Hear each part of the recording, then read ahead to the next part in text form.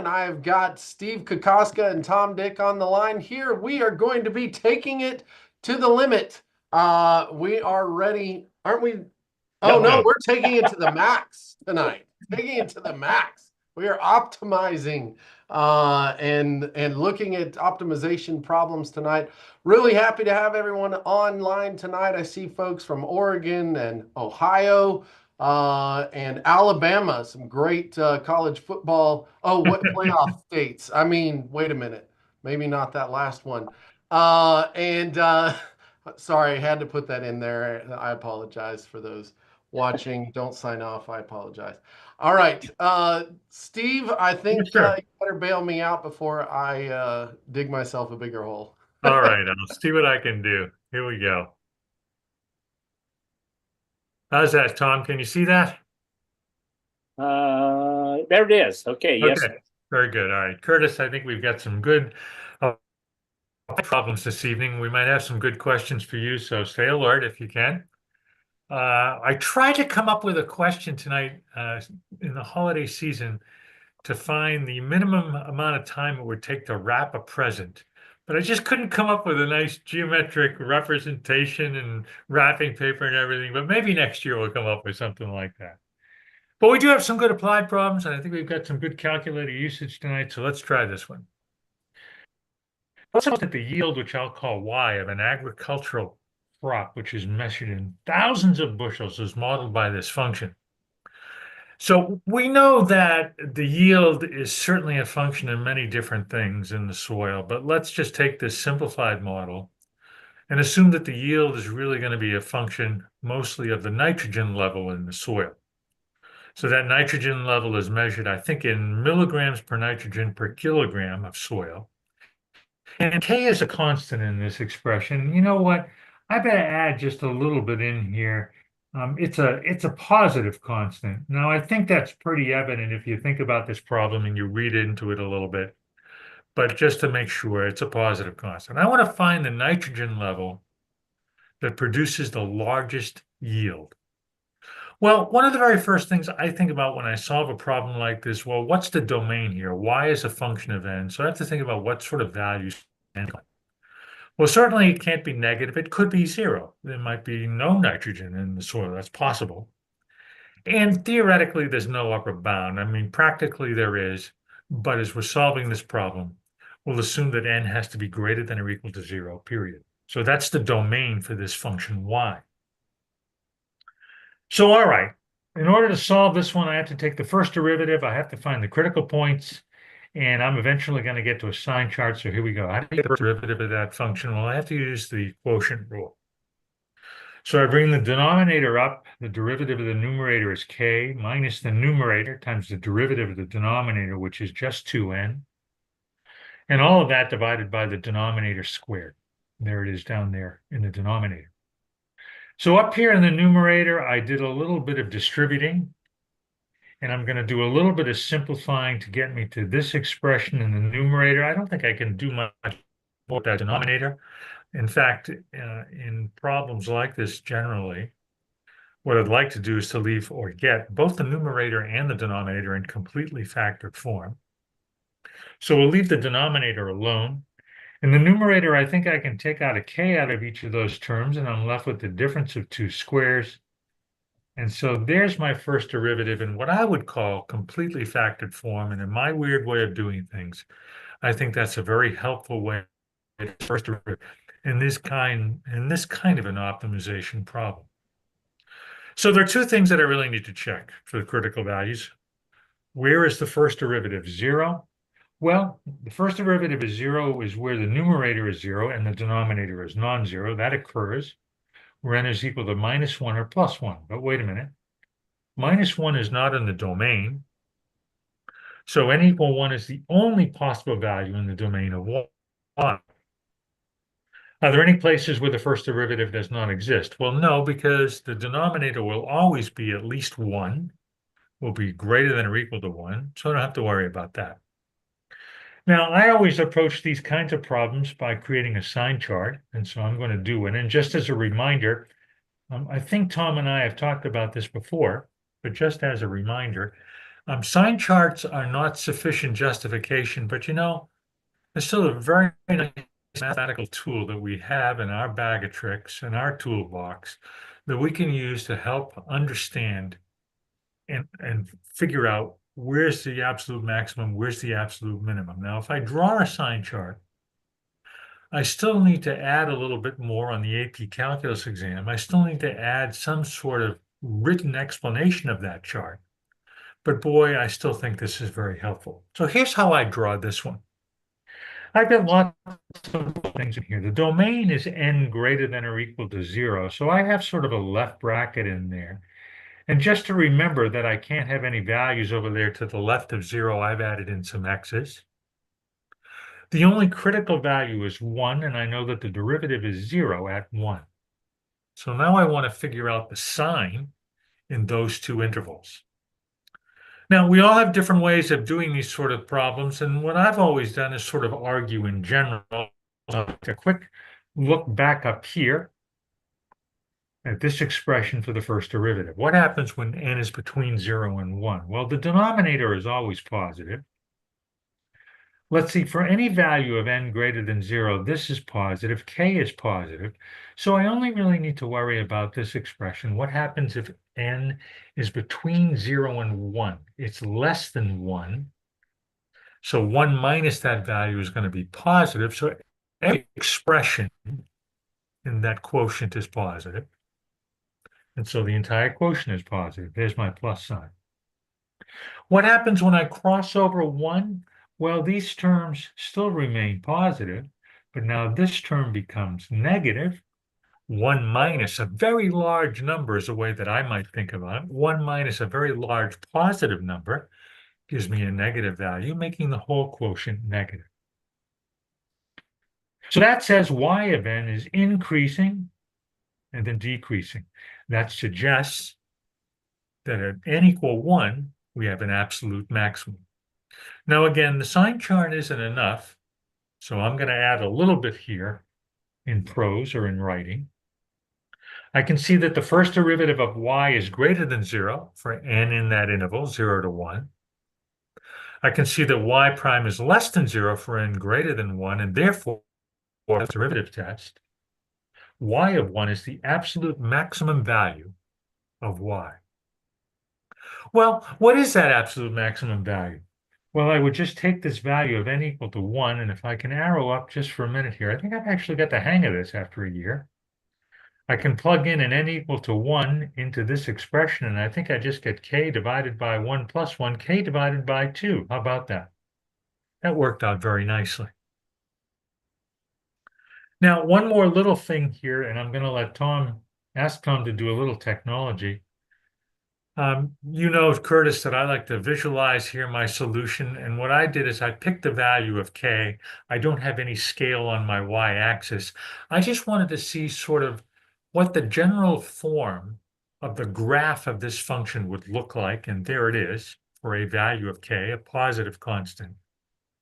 And you can see that the absolute maximum value of this function occurs when y is equal to, when n is equal to 1. So that's kind of cool.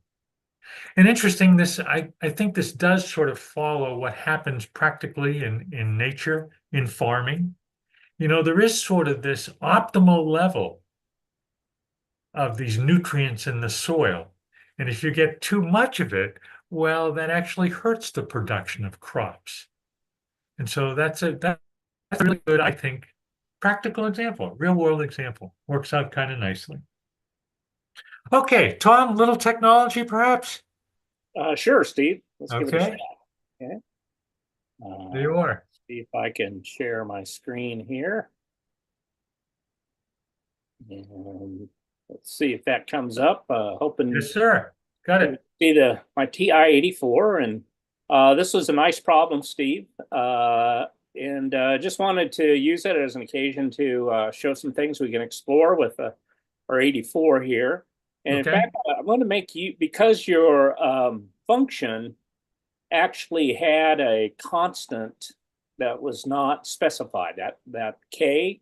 Yes. I thought this might be a nice place to work with the what's called the Transform app on the 84. It's kind of something that almost gives us something like a slider on the 84. So let's see how that works. So I'm going to go first of all to apps, and I'm going to scroll down. I have to scroll down actually past 9.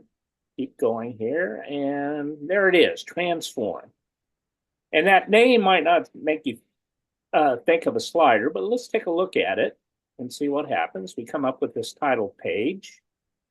And when I hit enter, or any key, if I go to y equals, I'm going to notice, well, this header up at the very top, it tells me I'm in the Transformation Graphing app. But I also see that beside Y1 and Y2, there's a little bit different indicator by those two functions. And these are the two that are active for us to play with a parameter. I think of a parameter sometimes as a constant that varies. It's like your constant K here. So I'm going to put in Y1 the function. Now, in the Transform app, the constants that you can use as that you can play with have to be A, B, C, or D. So I'll choose A because it rhymes with K. How's that? Okay. So I'm going to put in alpha A times, now our independent variable for graphing is X. So I'm going to use that in place of N. Gotcha. Okay, so a couple of switches here. So A times X, and I think your denominator, it was 1 plus N squared. So I'll put in 1 plus X squared.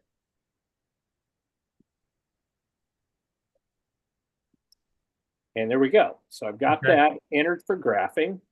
And now I want to just take a look at the graph. I'm going to start out with just a zoom decimal, but then we may want to play with the window a bit to get a better graph. Okay. Okay, there we go. And I think for this contextual problem, the only values of X or N is what was used in the problem are going to be non-negative. Okay, so we probably should adjust the window.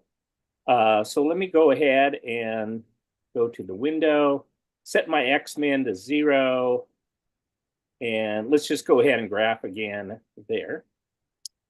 And now we get a curve. It's kind of flat, looks quite a bit flatter than the one you had. That's because I remember the graph you had didn't have a scale on the Y. Okay. But no, you'll notice down here that it says A is equal to 2. So that's that value K. I think you ended up with the maximum being at X equal 1 or correct. So let me just trace over to there. Oh, it's showing up in the middle of the screen. Let me put in X equal 1. Okay, that looks like it's at a high point. I'm just going to trace a little bit to the left. Let's see, I'm getting Y is equal to 1. If I trace just 1 pixel to the left, oh, I go a little bit below 1. If I trace just a little bit bigger than 1, I get a Y value less than 1. So it does look like my maximum Y value is occurring at X equal 1. Okay. I want to see what happens. You'll notice that I don't know what value you chose for K to get your graph. The value that happened to be in for A here was 2. Yeah. And you said that the maximum value would be that value of that constant divided by 2. Well, if A sure is looks 2, like it worked. 2 over 1, or excuse me, 2 over 2 would be 1. Okay. But let's change that value of A. And to do that, I'm just going to hit the right arrow key. And notice it changed the value of A to 3. So we get a whole new curve, but it looks like the maximum is still at X equal 1. And what is that maximum value? Well, let me turn on the trace. Oh, it's 3 over 2. So just like you had. So we could try several different values of A. by just hitting the right arrow key, I go up to a = 4. We can see that the maximum is always at x = 1. And that maximum value is half of whatever the a value is. So it's kind of nice to see that in play. Now that where you have a maximum or minimum, your graph by its very nature is going to be really, really flat. That makes sense because you're going to have a derivative of 0 there. And so it might be kind of hard just to eyeball exactly where the maximum is. We kind of experimented by using the trace to see that it looked like it was at x = 1. But if we graph the derivatives, let me go ahead and do that. I'm going to go to my y equals and actually graph the derivative on the same set of axes. So let's pull up our math menu, go down there to number 8 for the numerical derivative.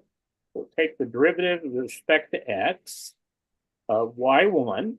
So I'm going to go ahead to the bars menu, kind of doing the long way there. There we go, y1. And for graphing purposes, I'm just going to put x = x because we're going to graph this for each of the x values across the screen. Okay? And let's graph this.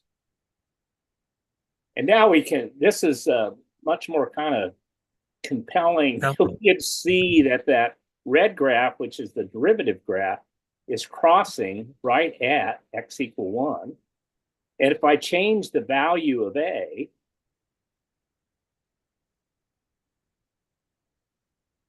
both of my graphs change, but the derivative graph is always crossing and changing sign from positive to negative right at x = 1. But that's just a really nice way to use, I think, the transform app. And I would encourage people to think about that is if you are dealing with functions that have a parameter or even up to 4 different parameters. Okay, so you can have up to 4 different parameters or 4 different constants involved in a single family of functions. And if you use the transform app, and as long as you use the letters A, B, C, and D to represent those parameters, it's going to give you a chance to change each of those individually. You can play with that. So it's kind of a way to have a slider on the TI-84. All right. Curtis, I don't know if any questions or comments have come up on the chat that I should address, or if you nothing really directly to address, just this you know, the slickness of this transformation graphing app. I was thinking about, you know, doing this same kind of demonstration in Nspire software with sliders and stuff is also pretty slick for students to be able to see that connection. And I was just about to type something in the chat about seeing that 0 stay at x = 1, right, for the derivative. That was that's kind of a cool demonstration of this particular function, no matter what the parameter a does here. Yeah, very good.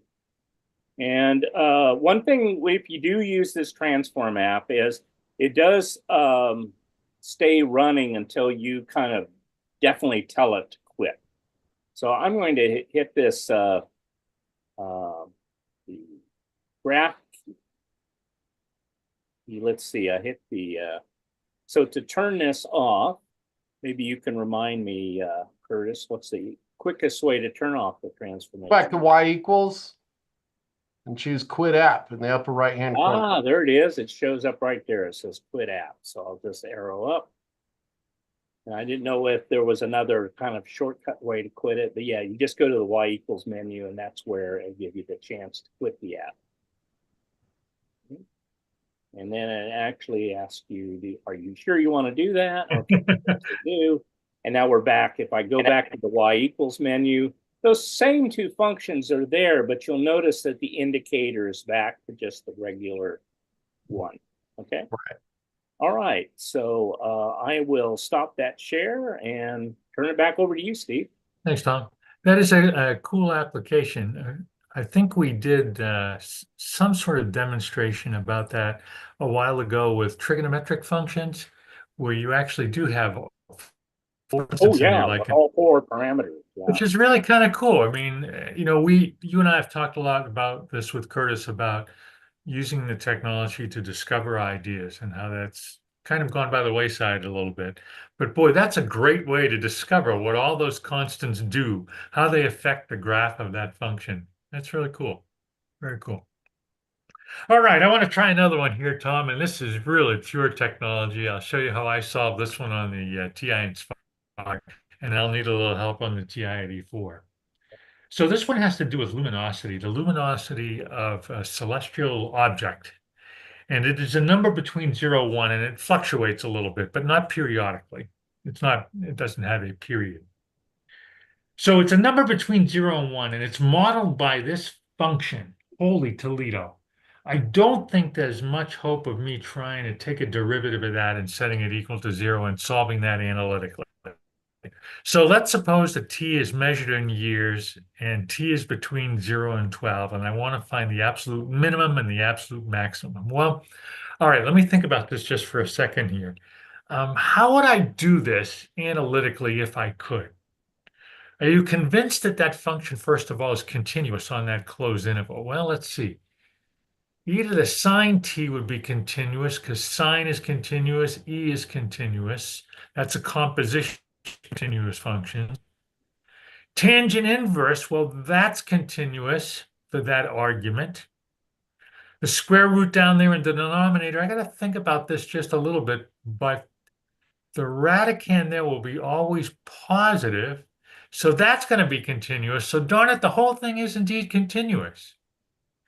So I've got a continuous function on a closed interval. So darn it, there has to be an absolute maximum and an absolute minimum. Again, I'm going to try to solve this one with my analytic concepts going on in the background, but I'm going to try to solve this all with technology. So here we go. The very first thing I tried to do was to input this function into the TI-Nspire. So I defined this function f of t, and there it is on the left-hand side over here. Kind of nice the way that you can do that on the Nspire in what I would call almost pretty print, but that's not quite right. But it looks very similar to the way that you and I would write it with a piece of paper and a pencil. So in order to get some idea about what was going on with this function, I graphed it on the interval 0 to 12, and there it is on the right-hand side over here. So here's what I see in that graph. It looks like to me that there is an absolute maximum over here. I don't know the t value, but it looks like there's an absolute maximum there. It looks like there might be a relative maximum here. And I'm not exactly sure where the absolute min is. It looks like it could be here. I don't know. It looks like it could be here also. It's a little unclear what's going on over there on the right-hand side. But I've got some idea at least about what this graph looks like. So here's what I did. On the left-hand side, what I did is I found the maximum value of the function in an interval, because it looked like to me the maximum occurred around 1 or between 1 and 2. And so I'm just doing some exploration here yet. This isn't anything calculus finalized or anything like that. It sure looks like the maximum luminosity occurs when t is equal to 1.533, and there's the value of capital L. And as I explore this a little more, it looked like on the right-hand side, close to 12, there was a little dip, a little valley in that curve. And it looked to me like that's where the absolute minimum was when t was equal to 11.07, and there's the value of L at that value of t. Now, just to sort of confirm visually what was going on, and Tom just did this a minute ago, I actually graphed the derivative of this function. And you can see here, if you can see the colors, I think the derivative is in green maybe. So look here what's going on with the derivative. It crosses the t-axis between 1 and 2, It goes from positive to negative, telling me there is at least a relative maximum there. It crosses the t-axis right here, going from negative to positive. There's a relative minimum there. Crosses positive to negative, relative maximum there. And son of a gun, you can see it off to the right-hand side here. It does indeed cross the t-axis once again, going from negative to positive. There's a relative minimum there. So I think what I've done by looking at this and just a little bit of exploring, I think I've identified 4 critical points. The derivative of this function exists everywhere between 0 and 12, and I've identified 4 critical points where the derivative is equal to 0. So let's just think conceptually here. What do you have to do? If I were solving this problem analytically, I have to find those critical points. There are no places where the first derivative does not exist. And I've got to evaluate the function at those critical points and at the endpoints. Okay. So let's see. I think I can actually do some of that with the calculator. And this is really cool. So there is a function on the TI-Nspire called zeros. And Tom and Curtis know that I like this one, like this built-in function rather than solve, because zeros allows you to put the solutions automatically in a list, which I can then refer to. I can refer to specific elements in that list. So I think you can read this command left to right, find the zeros of this function, the zeros of the derivative, and find all the zeros between 0 and 12. Here's a list, and I put them in a variable called z. That variable z is actually a list containing those 4 elements. And by the way, I believe I have my TI-Nspire set to display 3 digits to the right of the decimal. But of course, these values are stored much more accurately to the accuracy allowed by the machine. And now I can refer to any one of those values in that list by using what I might call a calculator subscript. I read that as 1, and that's my 1.533. So that's pretty cool. I like that function. I like that zeros function. So here's what I did. I now created a lists and spreadsheet page. And in the left-hand column, which I labeled input, I put the, let's see, 6 values that I had to evaluate the function at. The points were 0 and 12. And there's my z sub 1, 2, 3, and 4. Those are my critical points. And in column B, the next one over to the right, I simply evaluated the function at each of those values in column A. This is just like me doing it by hand. This is really cool because now, if I were doing this analytically, I would pick out the large and I would pick out the smallest value. I know that here's the absolute maximum luminosity. Here's the absolute minimum luminosity. And I just added a little bit down below here to sort of summarize what I did with the calculator. So that's kind of a neat problem. I mean, I didn't have to do any of that analytically. And again, I don't know if I could take the derivative of that and try to set that equal to 0. That'd be very painful. But I've been able to solve that really, I think, in a cool way with the technology. Tom, anything on the 84 you can show us with this one? Sure, Steve. Yeah. Okay. Try that out. All right, there you are. Okay, so let me bring up my 84 again. And the TI-Nspire is a really, really powerful machine. And Steve really made some nice use of several of its features. But there's quite a bit we can do with the 84. Just kind of wanted to run through how we could do a very similar thing.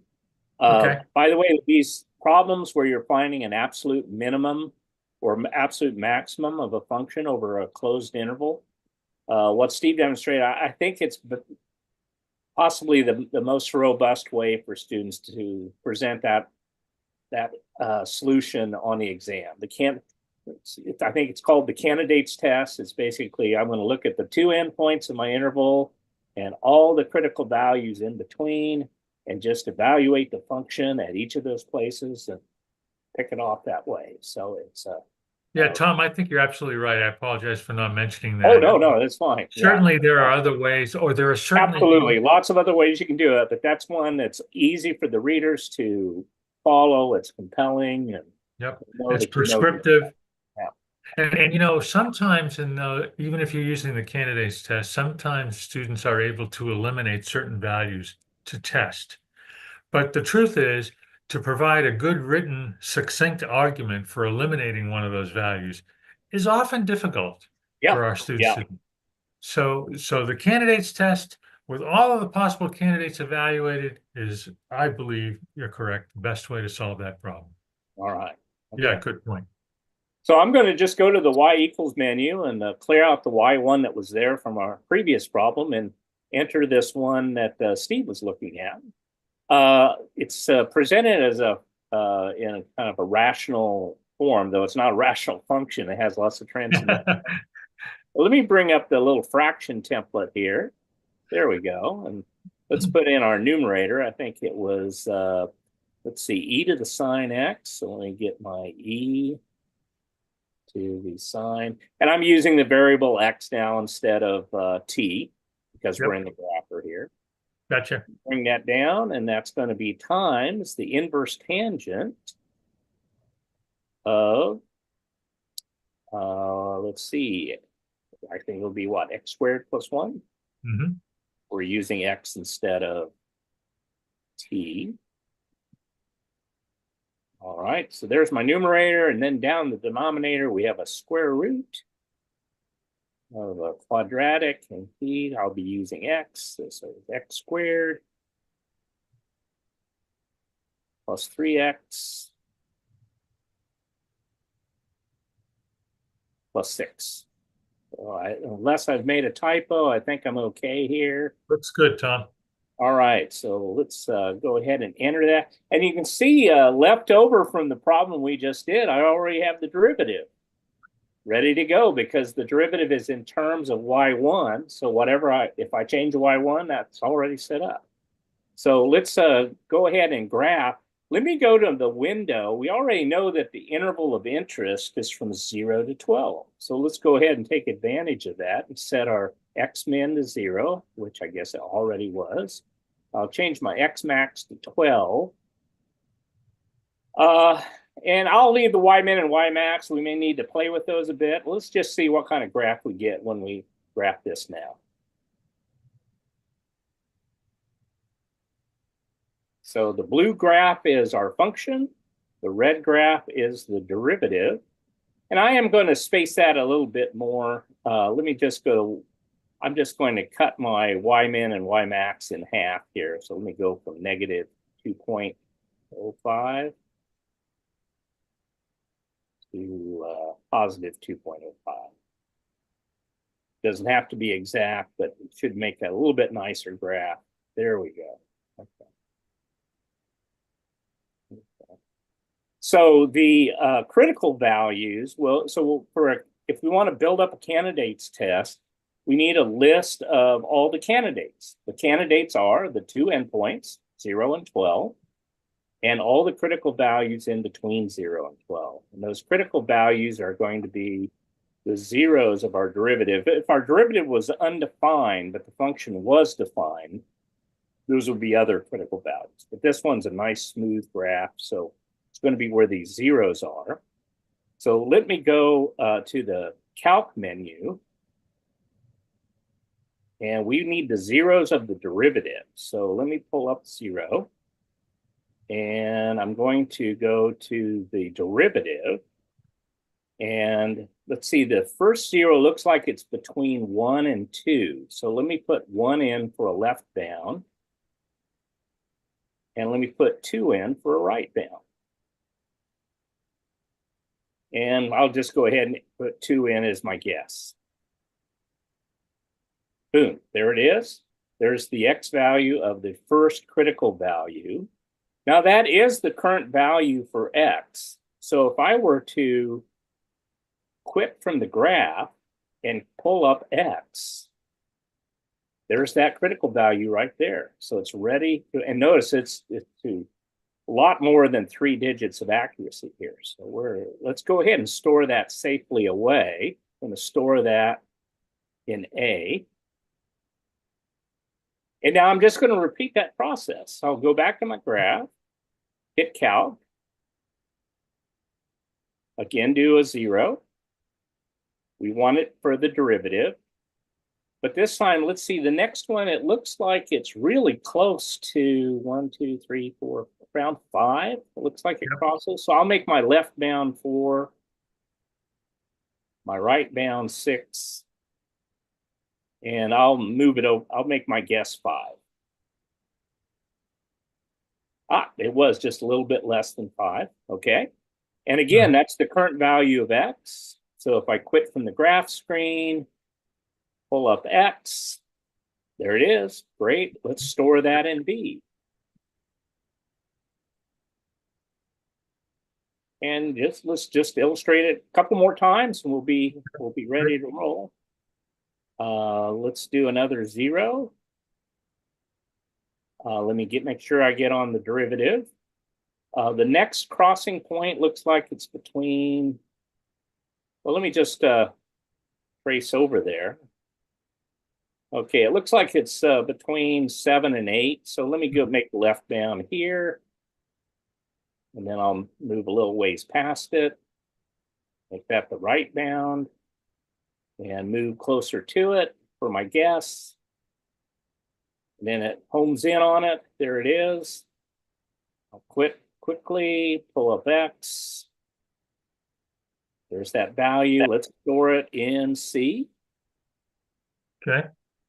And one more, if people can bear with me. So let's do another calc. Calculate the 0. I think we've got one more to go. Let me get on the derivative graph first. And let's see, it looks like it was over somewhere between 11 and 12. So I'm just going to go ahead and type in 11 for the left bound, 12 for the right bound. And I'll just go ahead and hit enter again for my guess. There it is. There's our last 0. Looks good. I'll pull up X and store that in D. Beautiful. And now, finally, what I want is a list of the candidates. So let me pull up a list brace. That's the shift of the parenthesis key. So it looks like a curly brace. And my candidates are 0, comma, and now I'll just put in the A, B, and C, and D that I had. All right.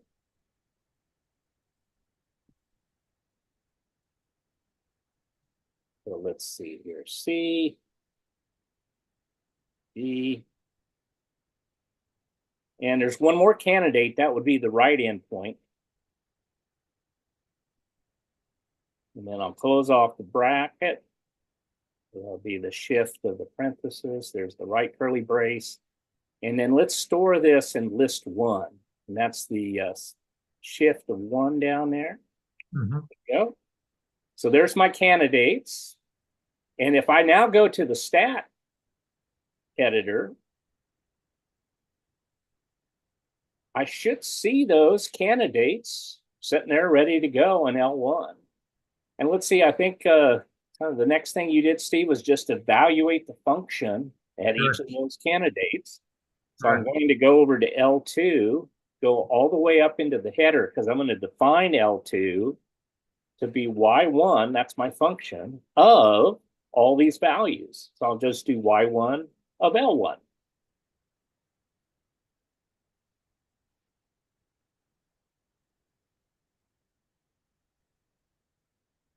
There we go, Y1 of L1, and that should just populate that list.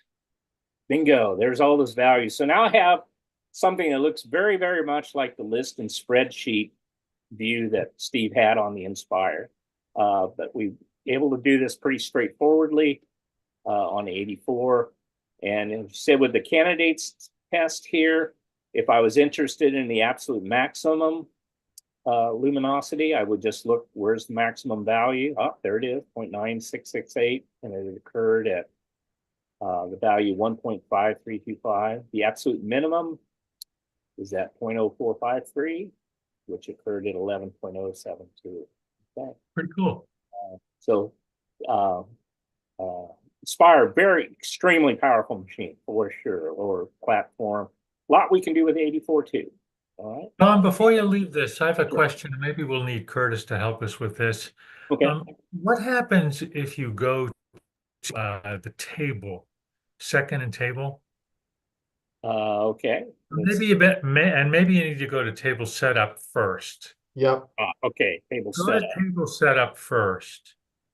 All right. So that's the shift of window. Window and make an independent ask.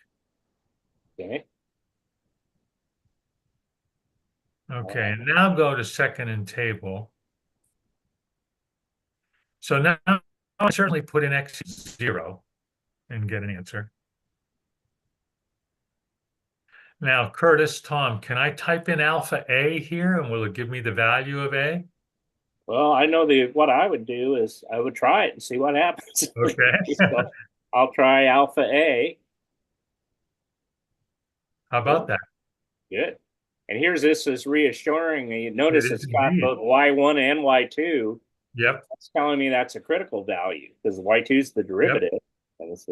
And so this is another nice way, Steve. I'm glad you asked about this. This is another nice way to build.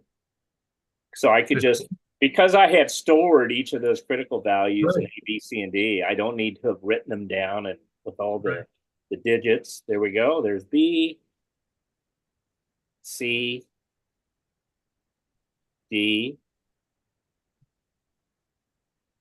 And finally, our last one is our right endpoint, which was 12. So I'll just type in 12 for that one. Bingo. Very nice. I like it a lot. I think nice suggestion, Steve. I think, Tom, this also emphasizes a point that we try to make frequently. When you found these values, these critical points, these are intermediate values. They're not the final answer, but they must be stored to the greatest accuracy. You can't just come back to this table and type in, 1.532. I'll truncate. Right. Because you may not get the correct answer to 3 digits for Y1. Right. So you must store these intermediate values to the greatest degree of accuracy allowed by the machine, by the technology. Yeah. And would point out that, for example, here, this where we did have that absolute minimum at 11.072. Yes. If I actually go up to that value in the table, down here at the bottom, it's, even though it's displayed in the table to 3 decimal places, it is actually stored many more. We can see what that value is. So I really can trust the accuracy, the 3 decimal places of these values over here in Y1. Tom, I'm sorry, this is not a question for you, but if you would go back to the graph just for a second, if you hit the graph key. There we go. So the blue curve, if we can see the colors, the blue curve is the graph of this function. I think it was L luminosity. Right. And something subtle here is I was going along and just kind of exploring that curve. You'll notice, I know Curtis picked up on this. I mentioned relative maximum and relative minimum. And a question that frequently comes up is, well, wait a minute.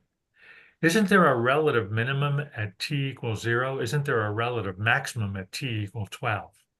And Curtis, we're not going to answer that one. We're going to leave that as a question for people participating. So throw that out there on the chat. Why isn't, or is there a relative maximum at t equals 0 and t equals 12? Okay. All right. Shall we try problem 3, Tom? Yeah. And, you know, I wouldn't doubt that it actually varies from textbook to textbook, whether those endpoints are actually technically considered the backs are relative, the values for that interval or not. So yeah, it's kind of interesting. Here, point out, well, where is the luminosity changing the fastest? Ooh, Where that's a does it good have the greatest or maximum rate of change? And this was something that I had actually been teaching calculus for a while before this realization. I mean, I had known this, but I hadn't really appreciated the maximum rate of change. It looks like it's between 0 and 1 here, but that's also going to, because that's a critical value for the first derivative. That's corresponding to an inflection point in my original graph. So the relative maxes and mins of my rate of change curve, or my derivative curve, are going to correspond to the inflection points in my original curve. And that's kind of cool to realize. Yeah. That's another It's a optimization. nice realization, Tom. That's a good connection. Is it possible, Tom, on the 84 to graph a second derivative? Yeah, sure it is. Yeah. That's as deep as you can go, though, if you try to do a third graph. So if we went to y equals and went down to y3, we could do the derivative of y2. So, oh, gotcha. Okay. Okay. So I'll just go ahead. It won't take long to show that. Oops, need to get y2 in there. While Tom is doing that, there was a comment. So some texts do require relative extrema to be within an open interval. Yes. Very good. Excellent. And it is also noted that AP Pre-Calculus does consider the endpoints to be relative extrema, which AP Calculus avoids. So there's a little bit of a difference. Okay. And what I've just put up here is the black graph is the graph of the second derivative of my luminosity function. Pretty cool. All right. Well, I will stop the share there and turn it back over to you. Okay. All right. Thanks. All right, Curtis, we're going to take a look at problem number 3, and I know what you're going to say here. Where the heck is the optimization in this one? But bear with me. We'll get there, okay? This has got a lot of neat parts in it to it, I think. So a little bit more analytical. We have this function f defined to be 12 minus x squared. We know that that opens down, that goes through the point 0, 12. And we're going to consider the point P, which is represented as k f of k, in the first quadrant. And we're only going to look at values of k between 0 and, let's see, 2 square roots of 3. Why the heck did I do that? Oh, yeah, because that's where this graph remains in the first quadrant. For x greater than or k greater than 2 square root of 3, the parabola would dip down both the x-axis. And I just want to look at the first quadrant here. So the first thing is find in terms of k an equation of the tangent line to the graph of f at this point P. Well, okay, let's see here. I've got to find the slope and I need the point. Well, let's see. What's the slope here? I got to find the derivative of this function. Well, that's pretty easy. That's just minus 2x.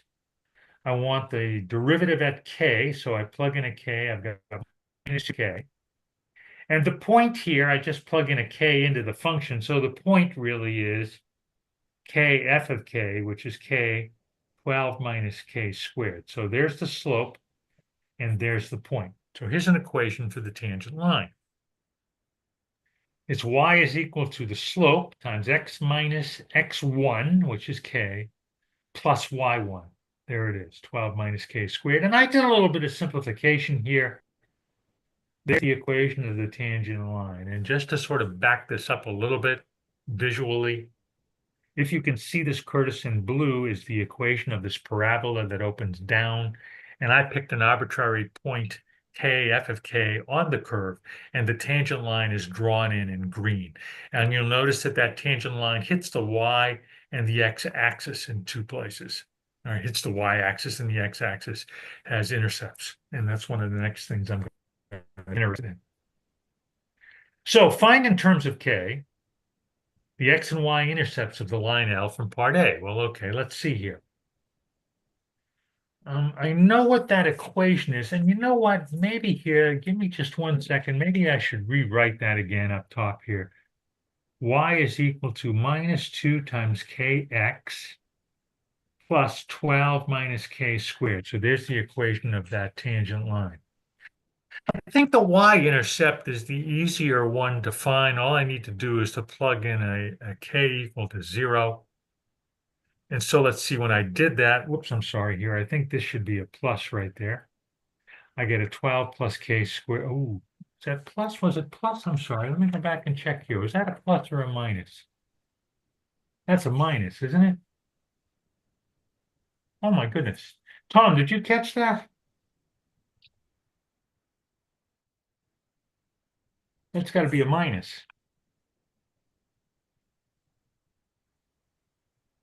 Yeah. Uh-oh. That's going to change some things here, but okay, we're all right. Here we go. So all right, there's the y-intercept, the x-intercept. Okay, I've got to set y equal to 0 and solve for x. Let's say I bring the 12 over to the other side, the 12 minus k squared over to the other side. So let's see if I did this correctly. 12 minus k squared. Yeah, I brought this over to the left-hand side first. Divide by 2k. Yep, there's my expression for x. Good. All right. So there are my x and my y intercepts. And now the next thing, and don't worry, Curtis, I'm getting to an optimization problem here. I'll make it. I want to find the function a of k that represents the area of that triangle formed by the tangent line and the axes. So let's see. I kind of did this, I'm not sure exactly why, but I kind of did this backwards. It should be 1/2 the base times the height is the way that we usually think about this. But let's see, there's the height, which I got to change that to a minus. And there's the base, okay? So let's see, this is really going to become, let's see if I've got this right here. I'm going to have to change that a little bit. That's going to be 12 squared, all of that squared over 4k. So there's my expression for the area of that triangle. Have I got that right, Tom? You with me? I think so. Okay. All right. Finally, I'm going to have to go through and change some of this. I know I got the right answer. Oh, wait a second, Steve. So go back to your equation for L again. Okay. All right, I'm looking at it. So you see the y-intercept for your line is 12 plus k squared. Okay. And so that's that y-intercept for... Oh, right. That's a plus. Right. So it was okay. It was okay the way it was. All right. Okay. All right. Let's go back and erase some of this. Okay. That's better. Now it's going to all work out. Okay. Okay. So Curtis, here's an expression for the area of that triangle, 1/2 the base times the height. And finally, to optimization, and a good question that we can ask of people who are listening. Find the value of k so that the area of that triangle is a minimum. Before I even attempt to solve that one, I'm thinking about, well, I wonder why I didn't ask about the value of k so that the area of that triangle is a maximum. Let's work on the minimum part of this. So we need to minimize this function a for k in that interval. Let's see, wait a minute. Why can't k be equal to 0? It says for k greater than 0. Chris, any chance? What happens if k is equal to 0? What goes awry? What goes wrong here? Any ideas? If what? K is equal to 0? What happens if k is equal to 0? What happens to that triangle? What does this whole geometry look like? All fun and games until somebody divides by 0, Steve. No. I see it there. Okay, wise guy, but come on, here's this parabola. Crawley agreed with me. He said dividing by 0 bad. Oh, it's bad. Okay, yeah, is that the mathematical term? But what's going on geometrically? I'm I sorry. think your tangent I'm line sorry. has a hard time It, reaching the I x-axis. think it makes I think it makes your tangent line have a difficult time reaching the x-axis. So Sure, the tangent line then would be horizontal, wouldn't it? Remember, it's a parabola. The tangent line up there would be horizontal. Doesn't get to the x-axis. I never get a triangle, so k has to be greater than 0. And let's see, could it be equal to 2 square roots of 3? I think so, because I don't think the tangent line is vertical there. So that would be okay. So, all right, how do I do this analytically? I've got to do the same sort of strategy that we've been employing all evening today. I've got to take the first derivative. I've got to set it equal to 0. I've got to find the critical points. I've got to find any places where the derivative does not exist. Here we go. To take the derivative of this expression, well, I've got to use the quotient rule. I won't go through all the gory detail here, but I think I've got it correct. Bring the denominator up, derivative of the numerator. There's a little bit going on here. This is nice for 8 o'clock tomorrow morning. There's a little bit going on here. I've got to use the chain rule. Minus the numerator times the derivative of the denominator, which is just plain 4. And I think I actually squared out the denominator. I did a little bit of simplification and a little bit of factoring. Bear with me, Curtis. This is what I ended up with over here on the right-hand side. And way back from where we started this evening, I completely factored both the numerator and the denominator. That just makes these problems, I think, a little bit easier to solve. Where are the critical points? Well, where is this derivative equal to 0? Well, at k equal minus 2, k equal plus 2, this expression is never 0. I don't have to worry about that. But let's see, minus 2 is not in the domain, so I don't have to worry about that. K equal 2 is the value in the domain of A that I have to worry about. Are there any places where the derivative does not exist? Well, you were right, k equals 0, but wait a minute, k equals 0 is not in the domain of this function A, so I don't have to worry about that. So I'm going to do the usual here. I'm going to take a look at a sign chart with some important points on here. So the domain goes from 0, open-ended, to square 2 square roots of 3. 2 is the only critical point I need to worry about, and I need to find the sign of A prime in those two intervals. So let's see. For k between 0 and 2, this is always positive, this is always positive. This expression is going to be positive. For k between 0 and 2, that's negative. It makes the quotient negative. There's my negative sign. When I cross over to this expression positive, the other 3 remaining terms still remain positive. The derivative is positive. So it sure looks like this function is decreasing and then increasing. And so I'd have an absolute minimum when k is equal to 2. Now, if I've done everything correctly here, plugged in 2 back into this function A, did a little bit of simplification. I got a 24 square roots of 3, which I think is approximately 41.569. There's a visualization of this minimum triangle down in the bottom left here. There's my graph.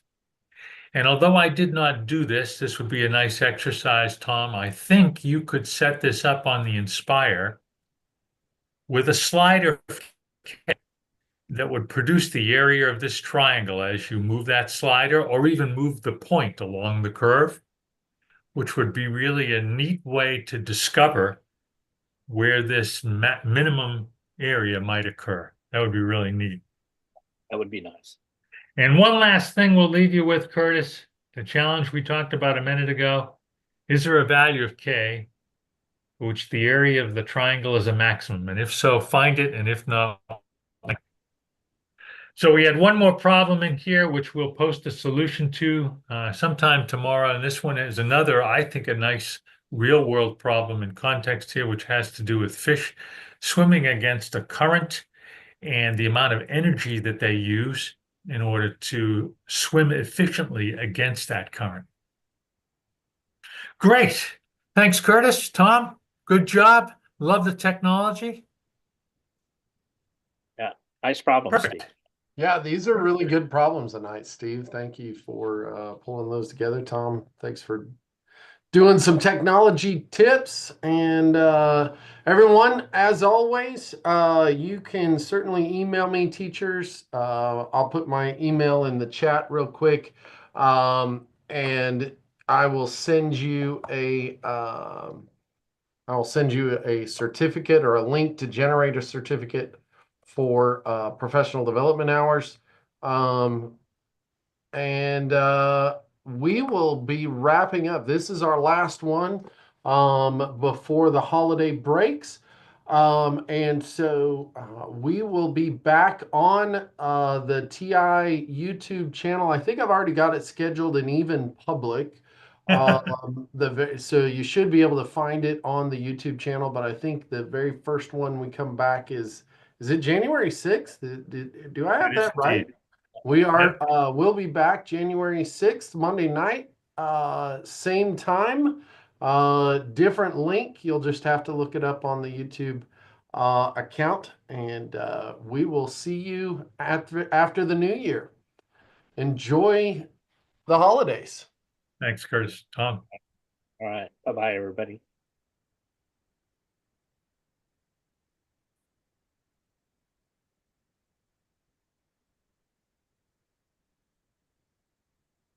I think that's it.